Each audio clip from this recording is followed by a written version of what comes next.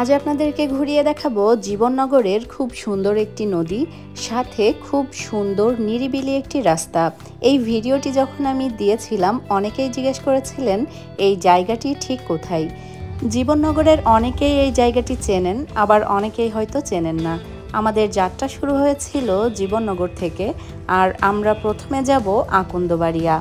এর আগে আপনাদের সাথে এই জায়গাটির একটি রিলস ভিডিও আমি শেয়ার করেছিলাম।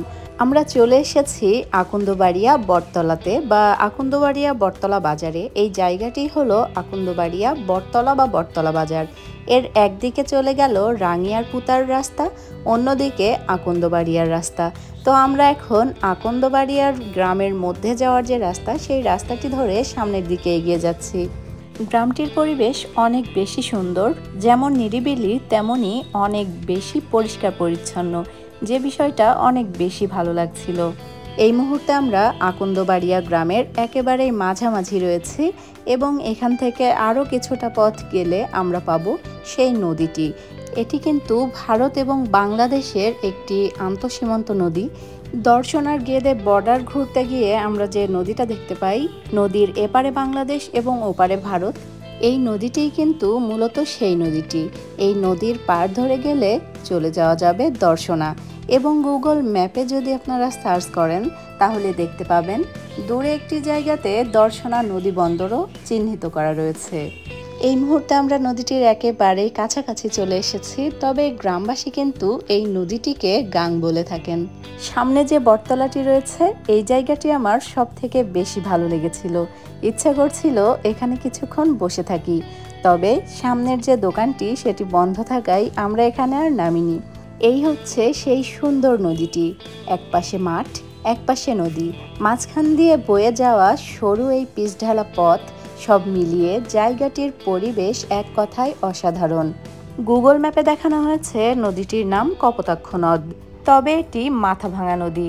যেমন আমাদের জীবননগরের যে মূল নদী বা গাংটি রয়েছে সেটা ভৈরব নদ বা ভৈরব নদী, যেটাকেও গুগল ম্যাপে দেখানো হয়েছে কপোতাক্ষ নদ। নাম যেটাই হোক, আমরা এই নদী বা গাংটিকে বলতে পারি আকন্দবাড়িয়ার নদী বা আকন্দবাড়িয়ার গাং।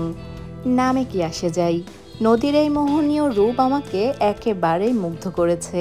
কখনো যদি এই জায়গাটিতে ঘুরতে আসেন, অবশ্যই আপনাদের মন শান্ত হয়ে যাবে। জায়গাটি এতটাই সুন্দর। চলুন তাহলে একসাথে উপভোগ করি নদীর সৌন্দর্য। সম্পূর্ণ ভিডিওটি জুড়ে আপনাদের সাথে আছি আমি সাবিয়া সুলতানা মুক্তা, এবং আমার সাথে আছে আমার ছোট ভাই লাজুক হাসান। চলুন তাহলে একসাথে উপভোগ করা যাক নদীর সৌন্দর্য।